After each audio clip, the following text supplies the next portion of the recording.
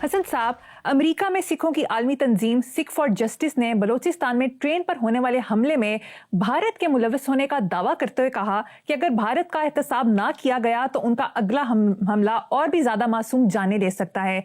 खालसा रहनुमा ने कहा कि भारत पाकिस्तान के खिलाफ खुफिया जंगी हिकमत अमली के ब्लू प्रिंट पर अमल कर रहा है।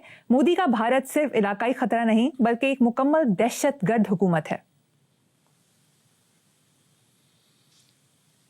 देखो, हिंदुस्तान के साथ, भारत के साथ हमारी एक तारीख है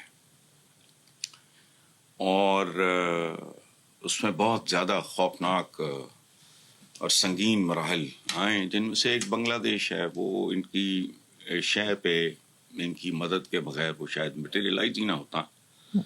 आज जो कुर्बत आपको बांग्लादेशियों में और पाकिस्तानियों में नज़र आ रही है, उसकी वजह क्या है कि बुनियादी तौर पे बेसिकली डीप डाउन इनके अंदर एक मोहब्बत और भाईचारा वगैरह एक्सप्लॉयटेशन के बावजूद मौजूद था।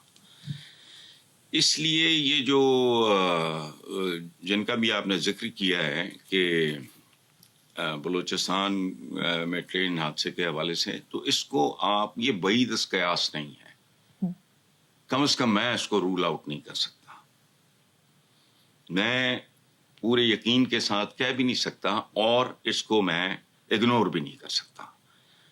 दूसरी इसकी वजह यह है कि जिस तरह के इकोनॉमिक क्राइसिस और किस्म के बहरानों से हम गुजर रहे हैं, उसके बाद शय मिलती है दुश्मन को। जब आपको अंदाजा हो कि आपका दुश्मन एक बैड पैच से गुजर रहा है, तो इसमें तो कोई शक नहीं है। इस पॉसिबिलिटी को आप रूल आउट नहीं कर सकते। देखो, बसों, हवाई जहाज़ों का हाईजैक होना ये नॉर्मल सी बात है, ये बहुत होता है। लेकिन ये ट्रेनों की हाईजैकिंग या तो कोई फिल्मों में हमने देखी है, 1923 में चाइना में, फिर 75, फिर 77 में नीदरलैंड में, 2009 में इंडिया में झारखंड के मकाम पे ट्रेन हाईजैक हुई, इंडिया में ही बिहार के मकाम पे भी 2013 में, ये इस तरह।